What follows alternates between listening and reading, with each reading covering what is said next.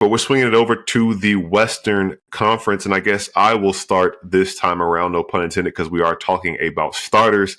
It's the exact same five that I said last week. I think that I said should start, or maybe I did say this or didn't say this, but Kyle, I hope you're paying attention to who I got. Backcourt, SGA, I think he's going to be a mainstay in the Western Conference starting backcourt so long as he's healthy for the next several years in the foreseeable future. Steph Curry get to start in front of the home fans in the Bay, if they're still his home fans by then, maybe. In the front court, I'm going with the old heads, LeBron, KD, and then Nikola Jokic, who I can't call an old head by virtue of him being slightly younger than I am. Again, there's some guys who get the squeeze. They'll still get the call. I think you know what I'm talking about, but I don't know who you got your starting five. So the backcourt, I feel like was the second spot in the backcourt. I feel like was the tough one in this exercise. I had SGA. He's an absolute lock. I also had Steph. So I was the same there. I went Jokic, LeBron, and then I had Wemby as my last starter over KD, over Kevin Durant. And you know what? I think the way that you took us into break was the best way to break down the same way that we were like, all right, it's really tough to pick guards in the East. The tough part about the West is the legacy guys, because it's like, all right, like who really deserves a spot?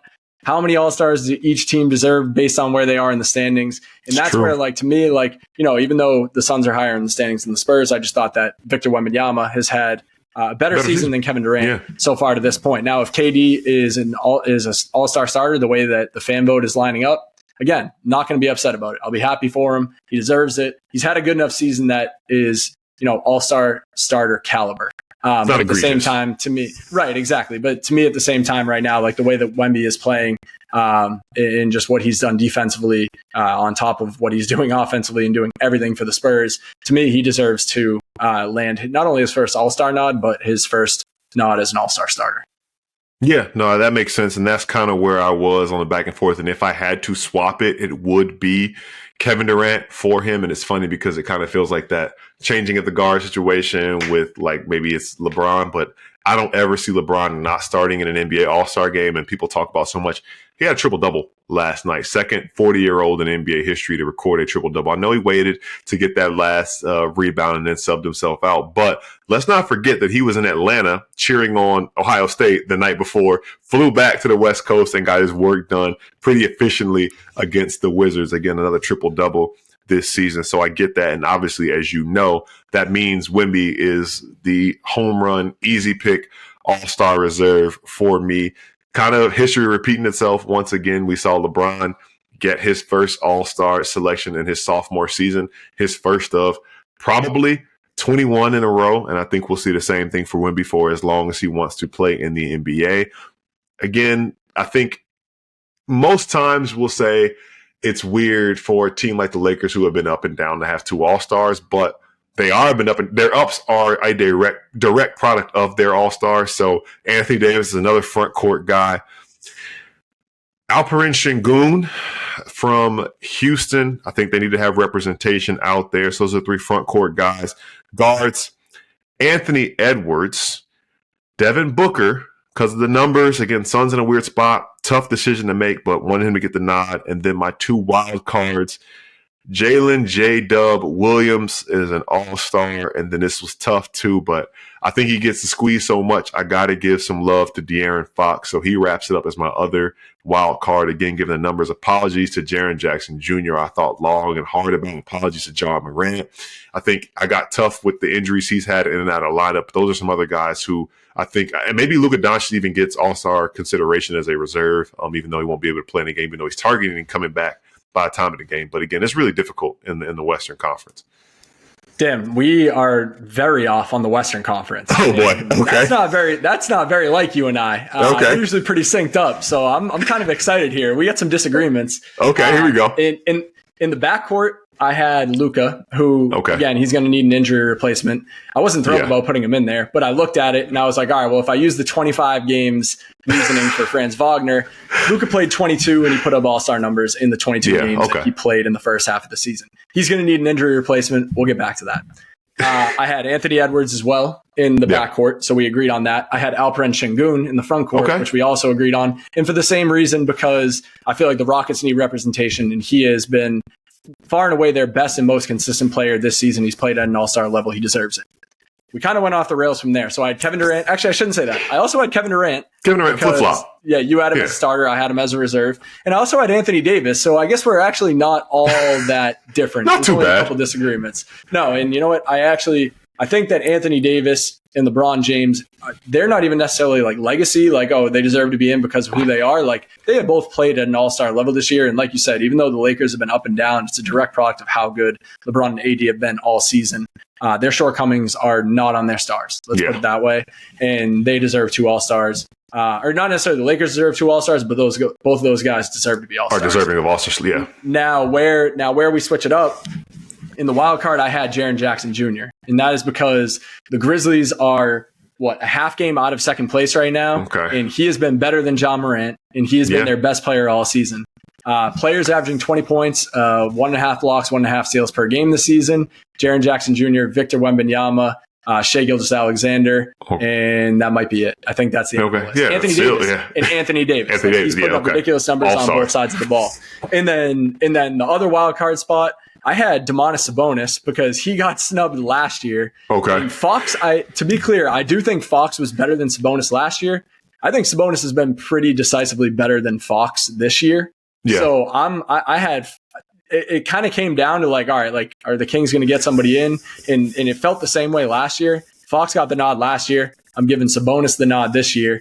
So that was like our 2 biggest disagreements. I had Jaren Jackson Jr. and Domantas Sabonis as my wild cards. I did consider J-Dub. I obviously considered Fox. I considered Booker. But actually, when we go back to the replacement for Luka Doncic, I had James Harden. And I understand. Considered him too. I considered him too. He's not even shooting 40% from the field. And that gave me a little bit of pause of like, all right, he's been extremely inefficient. Like, can I put him in there? But that's a team that, Norman Powell has been great, and he deserves to have his name mentioned as, kind of one of the first guys out in the Western Conference. But James Harden, to me, has done an incredible job keeping them afloat. He's averaging, I think it's like 21-9 or 21-8. He's someone that has played almost every night for them, for a team that always has guys in and out of the lineup. Kawhi Leonard in and out of the lineup. I feel like the Clippers are playing at a pretty high level. James Harden's been a big reason. His consistency in terms of production, the numbers that he's putting up, again, not necessarily the shooting efficiency, but the numbers that he's putting up, that warrants all-star consideration for me.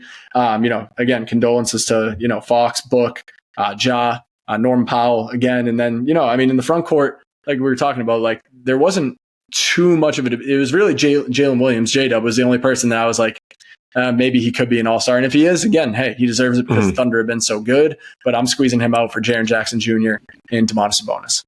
Yeah, that's fair. I like the potential of I would be good with J-Dub or Jaren Jackson Jr. because we weren't too far off in our mode of thinking. We just zagged and zigged on opposite directions. I was kind of like that meme with the guy sweating with 2 buttons to press. But when it comes to some of these selections and these choices, I even gave Kyrie Irving some consideration given he's been more available for Dallas and he's had some all-star performances this year. Kyrie Irving is still Kyrie Irving as far as that goes. And, it's interesting to think of like Devin Booker being a little bit of a legacy pick, just given like, his name and reputation. But there is a little bit of that same situation at play with LeBron and Anthony Davis that like, look, the Suns have been up and down, but the ups have been a large product of their 2 superstars or 2 big stars being, their all-star versions of themselves in those situations. So needless to say, it's going to be very interesting to see how this shakes out in both conferences, just given all the things that are going on. And like you said, John Morant even said it last night, Jaren Jackson Jr.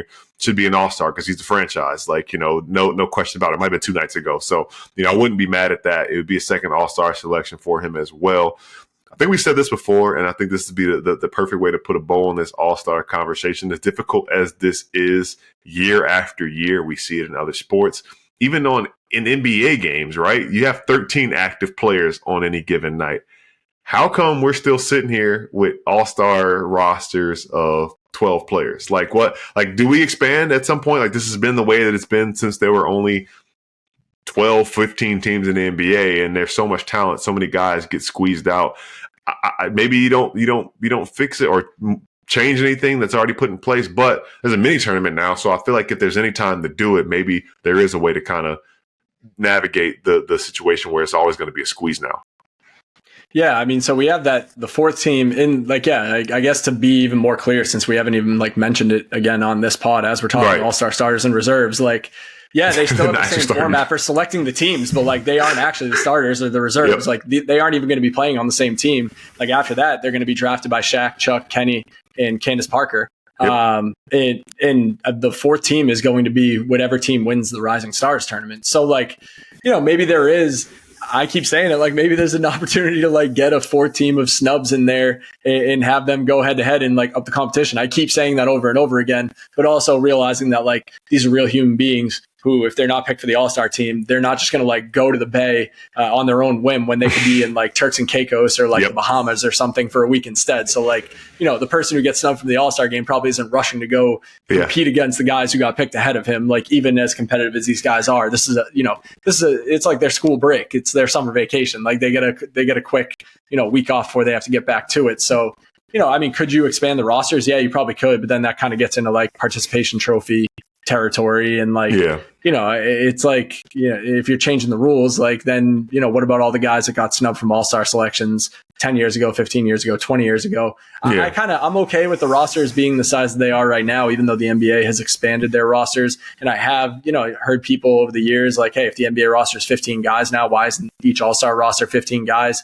I kind of get that point of view, but at the same time, like there are some things that I feel like shouldn't necessarily be changed. And I think 12 is a good number for a reason, because it makes it that much harder to actually be an all-star, and it keeps that much more, I guess, integrity behind it, because you want to avoid from this turning into the Pro Bowl where like no one gives a damn if you made the Pro Bowl. Like Mac Jones was a Pro Bowler a couple of years ago. Like, come on, like nobody cares about if you make the Pro Bowl or not. Guys get snubbed from that every year, and people just kind of roll their eyes at it because they're like, oh, it's whatever. That doesn't mean anything. Like being an all-star still means something right now. And I think the rosters being 12 guys has a big reason to do with that.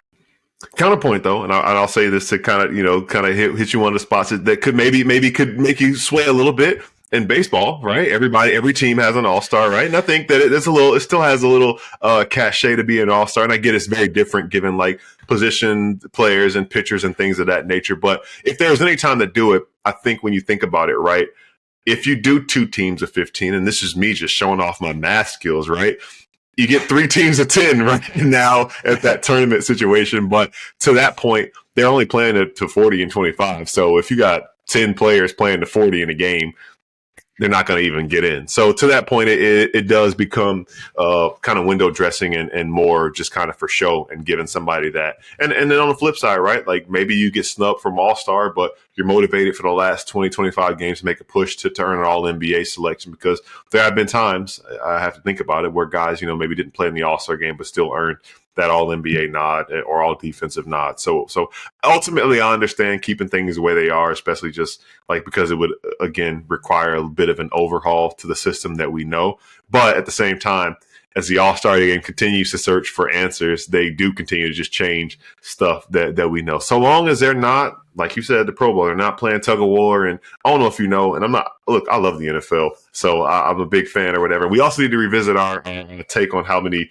combined wins our favorite teams would get this year. But that being said, so long as they're not playing tug of war and doing trivia and stuff like they're doing at this year's Pro Bowl, I'll be good with NBA All-Star Weekend.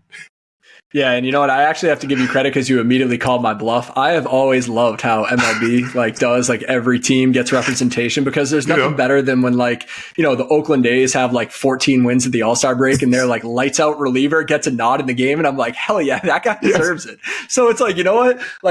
I'm gonna immediately switch my stance, and it's if the NBA wants to give every single team at least one All-Star, I would actually rather them do that than just expand the roster to 15 per team or 15 per conference or whatever. You know what? Let Scotty Barnes get in there. I don't even know. I'm looking at the bottom of the standings right now. I don't even know who the Wizards All-Star would be.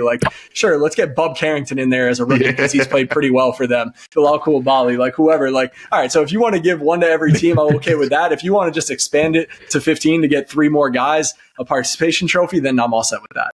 Okay, fair enough. There you go. The rules have been set. The line has been drawn in the sand.